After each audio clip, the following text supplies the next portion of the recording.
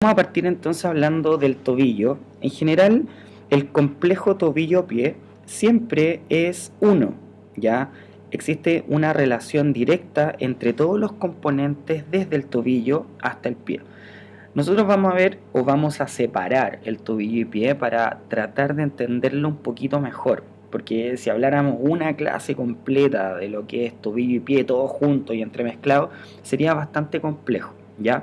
Así que nosotros lo vamos a separar, pero deben entender y considerar que es un conjunto, ya funciona siempre en conjunto, y yendo más global, toda la extremidad inferior funciona como un conjunto, ¿ya?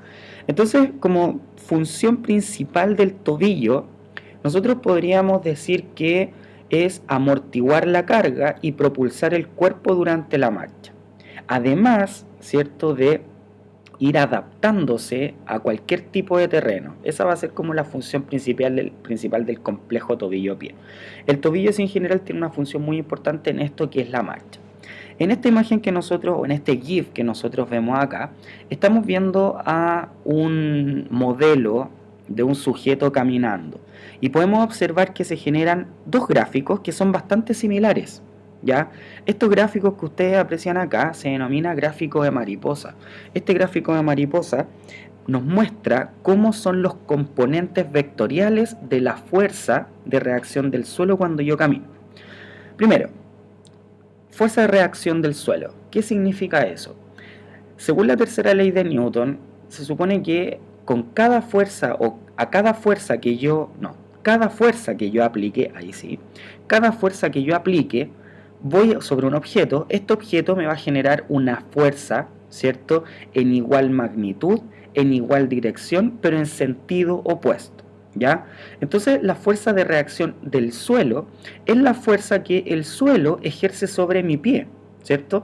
Cuando yo camino, por acción de la gravedad, mi pie está ejerciendo una fuerza en sentido inferior principalmente. Por lo tanto, la fuerza de reacción va a ser en sentido superior, ¿ya? Entonces acá en este gráfico de mariposa se muestra la fuerza o el vector en sentido superior y en sentido antero-posterior, ¿ya? Después cuando tengamos la clase práctica yo les debo explicar de mejor manera esto y espero hacerlo a través de la plataforma de fuerzas para que se pueda entender de manera correcta. El tema es que durante la marcha yo puedo dividir esta marcha en dos grandes ciclos. El primer ciclo, que va a ser el que corresponde cercano al 60% del 100% de la marcha, va a ser la fase de apoyo. ¿Qué significa esto? Cuando el pie se encuentra concretamente en apoyo con el suelo. Este apoyo comienza, fíjense acá, cuando contacta el talón y termina cuando los dedos se despegan del suelo.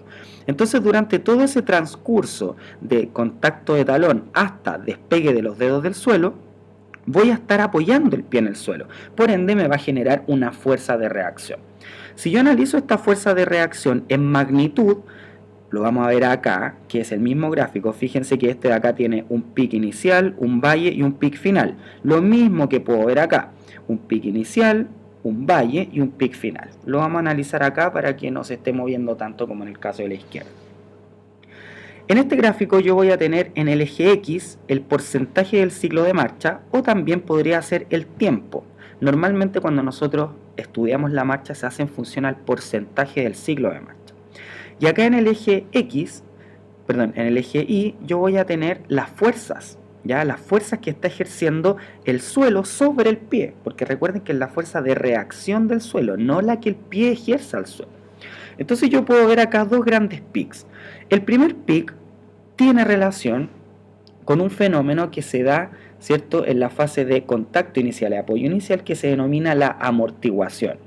En esta fase de amortiguación, lo que sucede es que el pie genera mucha fuerza hacia abajo, debido a que en el paso anterior yo vengo con el pie en el aire.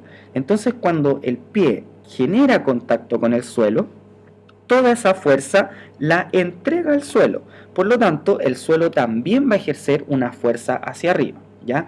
Esto tiene directa relación con la energía potencial que genera el centro de masa durante la marcha, que vamos a ver posteriormente, ¿ya? Pero lo importante de acá es que acá es una fase de amortiguación, en donde el pie y toda la extremidad inferior se comporta igual que un amortiguador. ¿ya? Y van a existir distintas estructuras que van a apoyar a que suceda esto, para que las fuerzas se puedan disipar y no dañen en gran medida las estructuras que se relacionan con el tobillo, el pie, la rodilla y la cadera. Algunas de estas estructuras que amortiguan, por ejemplo, en la rodilla van a ser principalmente los meniscos, y en el pie vamos a tener este fenómeno de arco plantar, que este sí que va a ser realmente como un amortiguador que va a bajar y va a subir dependiendo de las cargas que se ejecuten. Entonces acá la fuerza se amortigua, ¿ya? Luego esta fuerza baja y se genera este valle.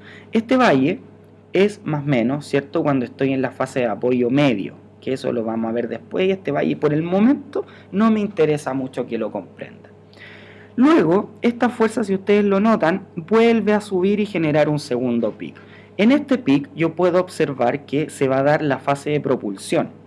La fase de propulsión vendría siendo cuando el tobillo empieza a generar un movimiento de plantiflexión para poder dar el siguiente paso, para impulsarse en sentido anterior y superior, ¿ya? Como les digo, todo esto lo vamos a ejemplificar en el laboratorio para que quede todo absolutamente claro. Entonces, al fin y al cabo, el tobillo junto con el pie van a tener la función principal de generar amortiguación en la fase de apoyo inicial y de propulsión en la fase de apoyo final. Todo esto a través de ciertos movimientos que se van a dar en el complejo tobillo-pie. La fase de propulsión sí genera mayor importancia en el tobillo, ya que los músculos trícepsural van a ser los principales músculos agonistas de generar la fuerza en sentido superior y anterior para que la persona pueda ir avanzando hacia adelante en cada paso que se va dando, ¿ya? Entonces vamos a dejar esa como función: amortiguar la carga y propulsar el cuerpo durante la marcha o durante cada paso que el sujeto dé. El tobillo se va a denominar un complejo articular. Recuerden que complejo articular es cuando existe más de una articulación moviéndose en el mismo sector, ¿ya? Entonces, en este caso, en el tobillo vamos a tener tres grandes articulaciones que van a estar interrelacionadas en cuanto al movimiento para poder producir rango, ¿cierto?, y fuerza en este tobillo. Funcionalmente yo voy a tener las articulaciones talocrural, la articulación tibiofibular distal y la articulación tibiofibular proximal. La articulación talocrural, que es sinónimo de articulación de tobillo, va a ser aquella que se forma entre el hueso astrágalo, que lo podemos ver acá, que es convexo, y la mortaja tibiofibular, que es esto de acá. Fíjense que acá en rojo, o lo que se relaciona más con el rojo, va a ser la tibia, y lo que se relaciona aquí con el azul va a ser la fíbula. Esta tibia con la fíbula, ¿cierto?, cuando están juntas generan una gran concavidad. Acá generan una concavidad en sentido inferior que se relaciona directamente con una convexidad del astrágalo en sentido superior. Por ende, recuerden siempre la artrocinemática. Cuando yo analizo la artrocinemática siempre debo entender qué hueso se está moviendo sobre cuál o qué cadena estoy generando, cadena abierta o cadena cerrada. En este caso, cuando muevo en cadena cinemática abierta, o sea, muevo el astrágalo sobre la tibia y la fíbula, se va a generar una rodadura y un deslizamiento en sentidos opuestos. En cambio, cuando realizo un movimiento en cadena cinemática cerrada, o sea, esta mortaja que se denomina tibiofibular, voy a estar moviendo en sentido o rodando y deslizando en el mismo sentido cuando es cadena cinemática cerrada. Eso es muy importante tenerlo claro, por si más adelante alguno de ustedes se interesa por todo el tema de la terapia manual. Cuando hacemos terapia manual debemos saber y entender hacia dónde son los movimientos de deslizamiento para poder generar algún cambio en la articulación de nuestros pacientes, ¿ya? Entonces voy a tener la articulación talocrural, que es esta de acá, que es la 1, entre el astrágalo y toda esta mortaja tibiofibular. Voy a tener la articulación tibiofibular distal, que es esta de acá, que se muestra en azul, que se corre un poquito para abajo el azul, pero acá tengo la fíbula y tengo la tibia. Entre estos dos huesos se forma esta articulación tibiofibular y distal porque se encuentra más alejada. Si tengo una distal, obviamente voy a tener una proximal, que es la que observo acá arriba, en 3 articulación tibiofibular proximal. Acá tengo los cóndilos, perdón, las mesetas tibiales o platillos tibiales, tengo acá la fíbula, ¿cierto? La tibia. Fíjense que esto es más bien cercano a la rodilla, por ende, anatómicamente la articulación tibiofibular proximal se relaciona más con la rodilla, pero funcionalmente con la rodilla no tiene nada que ver. Esta articulación no afecta en nada el movimiento de la rodilla, pero sí afecta el movimiento del tobillo, ¿ya? Entonces podríamos decir que funcionalmente la articulación de tobillo está compuesta por la articulación talocrural, por la articulación tibiofibular distal y por la articulación tibiofibular proximal. Anatómicamente, el tobillo como tal, la estructura grande, está compuesta por esto, que son las dos articulaciones que son la talocrural y la tibiofibular distal. En cambio, la tibiofibular proximal se relaciona más con la rodilla. Estas dos articulaciones de acá, las tibiofibulares, les vamos a denominar articulaciones planas, ¿ya? Porque normalmente los únicos movimientos que generan, o el movimiento que más genera, van a ser pequeños deslizamientos para apoyar al movimiento, rango de movimiento del tobillo. En cambio, esta articulación, ¿cierto?, talocrural, va a ser una articulación de tipo bisagra, en donde va a poder generar solo un grado de movimiento, que va a ser la dorsiflexión y la plantiflexión. Ojo con eso. Acá podemos ver la articulación talocrural, que anteriormente habíamos dicho que era una articulación de tipo bisagra, en donde tenemos que el componente más proximal de la articulación va a ser esto de acá, que se va a denominar mortaja, ¿ya? Y el segmento más distal va a ser este astrágalo convexo, ¿cierto? Que se va a poder mover sobre la mortaja, o al revés, la mortaja también se va a poder mover sobre el astrágalo. Esta es una vista frontal, ¿ya? En donde se aprecia claramente la concavidad de la mortaja y la convexidad del astrágalo. Acá por otro lado puedo tener una vista sagital, en donde puedo ver también estos tres huesos. Acá tengo en azul la fíbula, que en este caso esto de acá sería el maleolo fibular, y tengo por medial la tibia. Y acá puedo ver el talo o astrágalo, ¿cierto?, con su convexidad articulando con la tibia y la fíbula, ¿ya? Es importante, chiquillos, que importante no olvidar las formas de los huesos, nunca. Recuerden que yo le doy mucho énfasis a la artrocinemática, entonces es importante saber cuál es la forma para poder inferir la artrocinemática. Si para esto no es necesario que ustedes aprendan de memoria los rodar y deslizar, es necesario solamente que ustedes aprendan la regla y sepan cuál es la forma de los huesos. Teniendo eso pueden inferir la artrocinemática de cualquier articulación del cuerpo. Acá además podemos ver la relación que tiene el tobillo con todo el resto del pie. Acá tengo la articulación de tobillo, acá voy a tener la articulación subtalar, acá voy a tener la articulación transversa del tarso y acá voy a tener la articulación tarso-metatarsiana. Estas de acá las intertarsianas, luego voy a tener las metatarsofalángicas y las interfalángicas, ¿ya? Pero eso lo vamos a hablar más adelante cuando hablemos del pie. Acá puedo ver otra imagen, un poquito para seguir entendiendo la anatomía de la articulación talocrural. Puedo ver acá el tercio distal de la tibia, el tercio distal de la fíbula. Fíjense que el maleolo fibular, que está acá, es más bajo que el maleolo tibial, ¿ya? Y considerar siempre que el eje de movimiento del tobillo es una línea que va a pasar por el medio de ambos maleolos. Entonces, si se fijan, el eje de movimiento no es totalmente horizontal, sino que queda oblicuo. Esa oblicuidad genera que el tobillo no se mueva puramente en el plano sagital. O sea, cuando hago dorsiflexión y plantiflexión, tiene un leve componente hacia lateral y hacia medial. Esto dado por esta orientación del eje. Además de eso, ¿cierto?, puedo ver acá esto que sería la articulación tibiofibular distal, ¿sí?, en donde puedo ver acá algunos elementos que la van a estabilizar, como por ejemplo el ligamento tibiofibular anterior que está cortado y el tibiofibular posterior que está acá.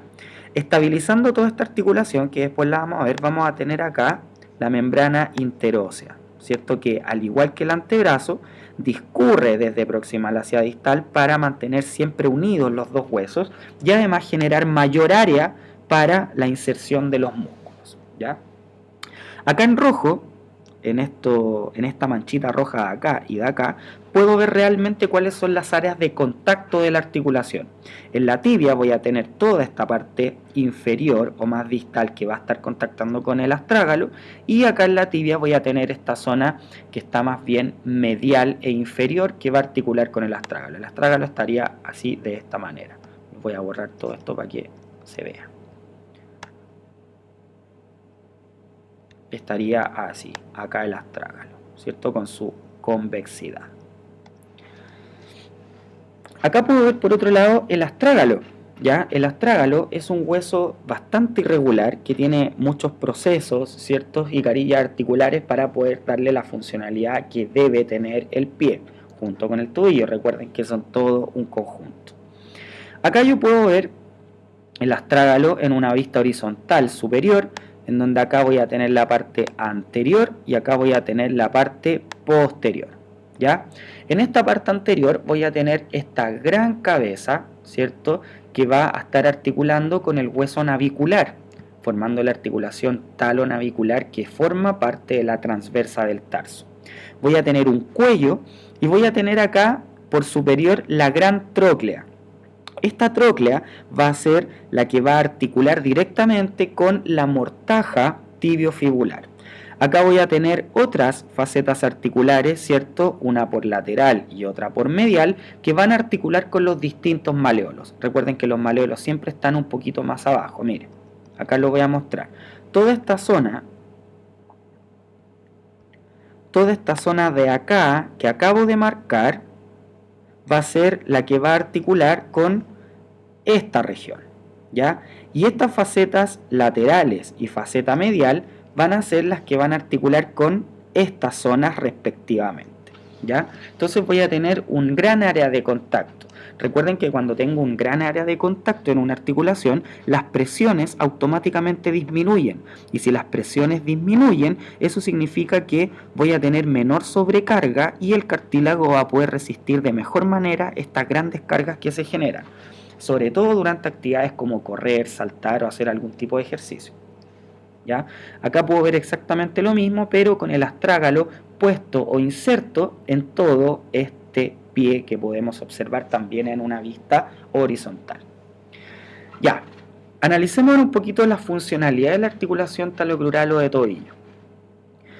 Una de las cosas más importantes que hay que entender para poder comprender un poquito cómo funciona la mecánica del tobillo es que si yo observo el astrágalo en una vista horizontal, puedo ver y notar que por anterior el astrágalo es más ancho que por posterior. Fíjense que por anterior es mucho más ancho que esta parte de acá. Eso es muy importante para comprender la estabilidad de esta articulación. Acá yo puedo ver lo mismo, fíjense, acá tengo el ancho del astrágalo por anterior, el ancho por posterior. Claramente aquí se nota una diferencia, ¿cierto? Siendo que la parte anterior es más ancha. Por lateral y medial voy a tener los maleolos, que van a estar directamente pegados a este hueso astrágalo o talo. Cuando el astrágalo se mueve, o el tobillo se mueve, o los maleolos se mueven, porque yo esto debo entenderlo en función a la cadena. Vamos a hacerlo primero en función a una cadena cinemática abierta. Cuando yo muevo en cadena cinemática abierta, estoy moviendo el astrágalo sobre los maleolos, ¿cierto? Entonces el astrágalo de acá va a rodar y deslizar. Si yo muevo el astrágalo, estoy moviendo la superficie convexa. Por lo tanto, el rodar y deslizar va a ser en sentidos opuestos. Cuando yo realizo una dorsiflexión de tobillo, el astrágalo va a rodar hacia anterior, rueda hacia anterior y va a deslizar hacia posterior. Desliza, ¿ya? ¿Qué creen ustedes que va a suceder en el astrágalo si desliza hacia posterior? Piensen que por lateral y medial voy a tener estos dos maleolos que van a estar completamente pegados acá y van a estar haciendo presión hacia el astrágalo. Si el astrágalo desliza hacia posterior, su parte más ancha va a estar contactando con los maleolos. Por lo tanto, ¿qué le va a tender a pasar a los maleolos? Los maleolos naturalmente van a tender a separarse, ¿sí? Porque la parte más ancha del astrágalo va a estar contactando con ellos, los va a estar empujando hacia el lado. Pero estos maleolos no van a poder moverse hacia el lado, porque un poquito más arriba, que acá no lo puedo notar porque es un plano horizontal, más arriba, tengo la articulación tibiofibular distal, que es esa articulación que trata de mantenerme unido siempre el maleolo fibular con el tibial, estabilizado por estos ligamentos tibiofibular proximal y distal. Entonces, como estos maleolos no se van a poder separar y acá voy a estar ejerciendo una presión hacia el lado, se va a generar una gran compresión en esta zona. Si genero compresión en esa zona, automáticamente voy a generar estabilidad, ¿ya? Y eso va acá. Esos maleolos van a estar haciendo presión hacia el astrágalo, cuando éste se desliza hacia posterior. Entonces, no olvidar, si aumenta la presión, la compresión en una estructura siempre se va a relacionar con un aumento de la estabilidad. Por ende, yo voy a decir que el movimiento más estable o la posición más estable del tobillo va a ser una dorsiflexión en cadena cinemática abierta, que es lo que estamos analizando. ¿Qué sucede si lo hago en cadena cinemática cerrada? Acá hacia arriba tengo la tibia y aquí hacia arriba tengo la fíbula. Cuando me muevo en cadena cinemática cerrada, ¿cierto? Voy a estar moviendo la tibia y la fíbula en sentido anterior y en sentido posterior dependiendo del movimiento que haga. Si yo hago una dorsiflexión en cadena cinemática cerrada, voy a estar moviendo estos dos huesos en sentido anterior, en bloque, la tibia y la fíbula en sentido anterior. Por ende, si estos dos huesos se deslizan hacia adelante, van a empezar a contactar con la zona más ancha del astrágalo. Por ende, se va a producir el mismo proceso que indiqué anteriormente, en donde va a aumentar la compresión y va a aumentar la estabilidad. Por ende, la posición o movimiento más estable en el tobillo va a ser siempre la dorsiflexión, tanto en cadena cinemática abierta o cerrada. Cuando realizo una plantiflexión es lo opuesto, ¿cierto? Ya no es el movimiento más estable, por ende, si es menos estable, debe ser estabilizado siempre por la musculatura. Y es por eso también que para los movimientos de dorsiflexión yo tengo músculos potentes, porque además de generar movimiento, deben generar estabilidad. No naturalmente, o no esta estabilidad natural que se da debido a el ancho del astrágalo contactando con los maleolos. Ahí se genera una estabilidad pasiva que es bastante alta, ¿ya? Una fuerte compresión que deriva en un aumento de la estabilidad. Este es el mecanismo primario de estabilidad del tobillo. Ahora, esto era una actividad que se lo iba a realizar en clase, pero por favor pónganle pausa al video y tómense unos minutos para poder realizarlo. La pregunta es la siguiente: ¿cómo podría describir el eje de la articulación talocrural considerando que éste pasa por el centro de ambos maleolos? Anteriormente dijimos que, y para eso por favor pálpese, no a su compañero porque no está a su lado, pero pálpese su tobillo. Anteriormente dijimos que el maleolo fibular o lateral estaba más abajo que el maleolo tibial, por ende ya hay una disparidad, ¿cierto? Voy a tener un eje oblicuo. Pero ¿qué pasa en sentido antero-posterior? ¿Tengo algún maleolo más adelante que otro? Para resumir, ustedes deberían responderme: sí, profesor, hay un maleolo que se encuentra más hacia abajo y que se encuentra más hacia posterior. O también podríamos decir que hay uno que se encuentra más superior y más anterior. Y eso es lo que ustedes deben descubrir. Bueno, como ya lo hicieron, ya hicieron la actividad práctica, vamos a verlo en esta imagen. Fíjense en una vista frontal, yo les había dicho anteriormente que el maleolo fibular era más bajo que el maleolo tibial. Por lo tanto, el eje de movimiento, que es este, queda de manera oblicua en relación a un eje perlateral. Fíjense que esta angulación del tobillo en el plano coronal es de 10 grados. Entonces, cuando yo mueva el tobillo tanto hacia la plantiflexión o dorsiflexión, va a ser un movimiento chueco. No se va a mover puramente en el plano sagital, sino que se va a mover un poquito chueco, ¿cierto? De esta manera.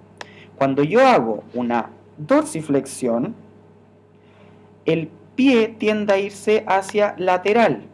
Y cuando hago una plantiflexión, el pie tiende a moverse un poquito hacia medial, ¿ya? Pero ojo, el movimiento puro o el movimiento natural solo de la talocrural es la planti y dorsiflexión. Que se vaya un poquito hacia lateral y un poquito hacia medial está dado netamente por el eje, no significa que sea otro movimiento, ¿ya? Ahora, visto en el plano horizontal, voy a tener que el maleolo fibular se encuentra levemente más posterior que el maleolo tibial. Por ende, también voy a tener un eje oblicuo en el plano horizontal. Este eje va a estar, ¿cierto?, angulado 6 grados y genera automáticamente lo mismo que les expliqué anteriormente, que durante la dorsiflexión se mueva en sentido lateral un poquito y en la plantiflexión se mueva en sentido medial, ¿ya? Esto de acá no lo consideren porque ahí me está hablando de otra cosa. Lo mismo acá. Esto que aparece aquí no lo considere. Solo considere que el tobillo es capaz de generar dorsiflexión y plantiflexión. Absolutamente nada más. Ya. ¿Cuáles van a ser los mecanismos estabilizadores del tobillo? Como primero vamos a tener la forma del astrágalo, algo que ya explicamos anteriormente. El astrágalo, al ser más ancho por anterior que por posterior, cuando realiza un movimiento de dorsiflexión, va a generar cierta distracción de los maleolos. Pero estos, como no se pueden mover debido a los ligamentos que la estabilizan en la articulación tibiofibular distal, van a ejercer fuerza, compresión. Y eso genera una estabilidad automática o innata, que se va a dar específicamente en la dorsiflexión, tanto en cadena cinemática abierta como en cadena cinemática cerrada. Los mecanismos estabilizadores secundarios, que van a ser ligamentos, vamos a tener dos grandes complejos ligamentosos. Vamos a tener un complejo ligamentoso medial y un complejo ligamentoso lateral. Ahora, estos complejos ligamentosos no son solamente del tobillo, sino que son del tobillo y de la articulación subtalar. Por ende, vamos a observar más adelante que estos ligamentos van a limitar también otros movimientos que el tobillo no genera, pero que sí los genera acá abajo la articulación subtalar. Por ende, deben limitar también esos movimientos. Por medial, voy a tener un gran ligamento que se denomina ligamento deltoideo, ¿ya?, que es todo esto de acá. Yo lo separé en colores para poder separar sus fascículos. El ligamento más anterior que forma parte del deltoideo va a ser el ligamento tibio-navicular. Este ligamento tibio-navicular va a ser capaz de limitar la eversión del pie y la plantiflexión de tobillo. Entonces, este ligamento sí tiene que ver con el tobillo. Tengo en azul el ligamento tibio-calcáneo. Este ligamento tibio-calcáneo limita la eversión y la abducción. Por ende, ¿tiene relación con el tobillo? No. Y por posterior, acá en verde, voy a tener el ligamento tibio-talar. Este ligamento tibio-talar limita la eversión y la dorsiflexión. Por ende, en el tobillo como tal, los únicos ligamentos del deltoideo que tienen cierta repercusión en la limitación del movimiento va a ser el tibio-navicular, que va a limitar la plantiflexión, y el tibio-talar, que va a limitar la dorsiflexión. Ahora, si ustedes ven acá, fíjense que estos tres ligamentos limitan la eversión. Por ende, son principalmente para limitar ese movimiento y secundariamente me van a limitar la planti y la dorsi, ¿ya? Eso es importante, recordar que estos ligamentos actúan sobre la articulación talocrural o de tobillo y también sobre la subtalar. Por eso aparecen otros movimientos que aún no hemos visto. Por lateral voy a tener estos ligamentos laterales, ¿cierto? Que ya no son uno, sino que son tres bastante separados. En la parte más anterior, en rojo, voy a tener el ligamento talofibular anterior. Este ligamento talofibular anterior me va a limitar el movimiento de plantiflexión, inversión y aducción. Por ende, en la talocrural solo me va a limitar el movimiento de plantiflexión. Luego en azul tengo el ligamento calcáneo fibular. Calcáneo fibular me va a limitar la dorsiflexión y la inversión, pero de tobillo solamente la que cabe acá es la dorsi. Y el ligamento talofibular posterior, que está acá en verde, me va a limitar la dorsiflexión, la abducción y la inversión. Y de la talocrural solo la dorsiflexión. Ahora, piensen en lo siguiente. Todos estos ligamentos me limitan la inversión, ¿ya? Cuando usted se esguince el tobillo, va caminando por la calle, se dobla el pie o está jugando a la pelota, lo que sea, haciendo algún deporte, cuando se dobla el pie, el principal ligamento que se lesiona es el talofibular anterior, debido a que el pie se va a ir en una plantiflexión, en una inversión y en una aducción.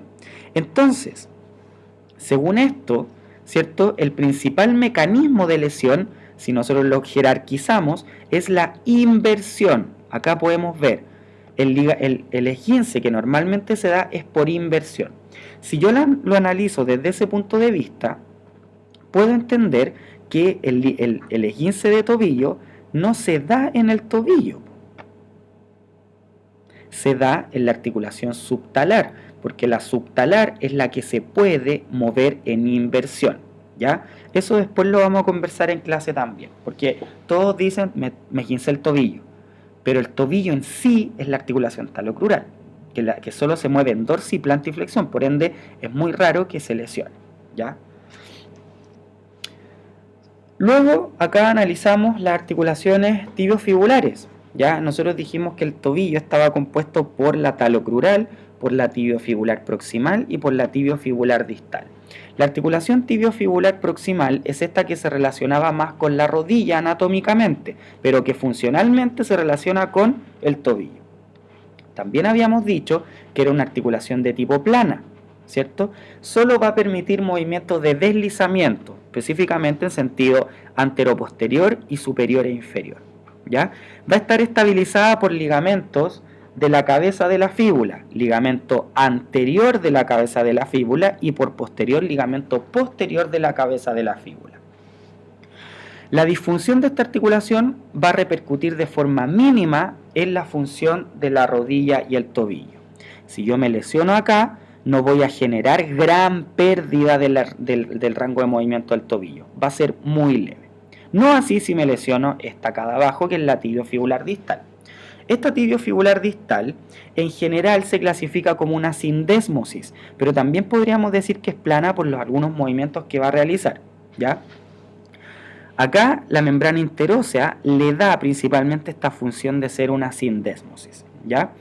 Esta articulación va a permitir movimientos también de rotación, traslación y distracción de la fíbula, ¿ya? O sea, genera hartos movimientos para que el tobillo pueda moverse. Uno de los movimientos más importantes va a ser la distracción o una leve distracción. Recuerden que cuando el astrágalo contacta con su parte más anterior, tiende a hacer que se separen estos maleolos. Se pueden separar levemente y por eso hablo ahí de esa distracción. Ahora, ¿quién va a evitar que se separen de manera excesiva estos dos maleolos? Van a ser el ligamento interóseo, el ligamento tibiofibular anterior, posterior y la membrana interósea, ¿ya? Todos esos mecanismos van a evitar que esto se lesione. Hay algunas fracturas que se dan en esta zona, ¿cierto? Que se puede lesionar acá la fíbula en distintas partes. Si la fractura de la fíbula, por ejemplo, por jugar a la pelota o lo que sea, ocurre acá, me da lo mismo, entre comillas, no es algo grave, podría consolidar solo, quizás no sea opción una cirugía, pero si me lesiono acá, acá o acá, eso implica cirugía inmediata, porque si yo me lesiono cualquiera de estas partes, pierdo la continuidad de esta articulación y se genera una inestabilidad, ¿ya? Por ende, es súper importante en el caso de alguna lesión o fractura de la fíbula saber en qué parte se lesionó. Por ejemplo, a ver, voy a ver si hay alguna imagen. No, voy a usar esta imagen de acá. Imaginen que yo me fracturo la fíbula, justo en el malolo. Acá, perdón, justo en el malolo. Y para poder corregir eso, me ponen un perno, acá, un perno, que va a ir desde lateral hacia medial, cruzando la fíbula y llegando hasta el astrágalo. O bien, cruzando todo, ¿cierto? Y uniendo esto más arriba que el astrágalo, uniendo ambos huesos, la fíbula con la tibia. ¿Qué creen ustedes que sucederá cuando el paciente realiza una dorsiflexión? Cuando realiza una dorsiflexión, por el ancho acá, va a tender a mover, ¿cierto?, los maleolos hacia lateral, pero eso no va a poder ser, porque voy a tener un perno estabilizando. Por ende, ¿qué me va a generar? Me va a generar una pérdida del rango de movimiento hacia la dorsiflexión. Entonces, si usted alguna vez en su vida kinésica futura les llega un paciente que tuvo una fractura de tobillo o de fíbula y le pusieron un perno y este no es capaz de realizar una dorsiflexión completa, usted no insista, no genere con sus manos el movimiento excesivo, porque no lo va a hacer, porque este perno está evitando que se mueva. Y si usted es porfiado y genera mayor movimiento, va a generar daño entre el perno y los huesos y a la larga va a ser peor, ¿ya? Es un poquito de datos freak, ¿ya? Para que puedan entender. Ya, la osteocinemática. Recuerden que, a ver, en el complejo tobillo-pie yo voy a tener dos grandes movimientos cuando lo analizo de forma global. Estos movimientos, dos grandes movimientos, van a ser la pronación y la supinación. La pronación, ¿cierto?, va a estar dada por tres grandes movimientos, que va a ser la eversión, la abducción y la dorsiflexión. Y la supinación, por otro lado, va a estar dada por la inversión, aducción y flexión plantar. En el tobillo, recordar que solamente actúa la dorsiflexión y la plantiflexión o flexión plantar, ¿ya? Entonces, la osteocinemática del tobillo de la talocrural es dorsiflexión y plantiflexión en el plano sagital. No olvidarse de eso.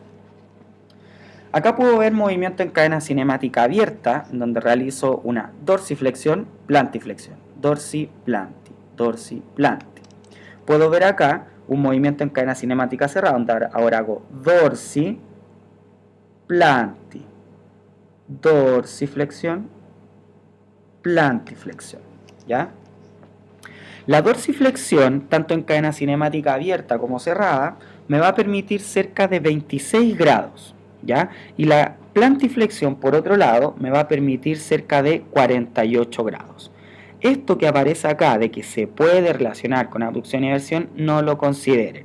Acá solo observen cuáles son los movimientos en cadena cinemática abierta y cerrada y los grados de movimiento que se pueden generar, ¿cierto?, con cada uno de estos.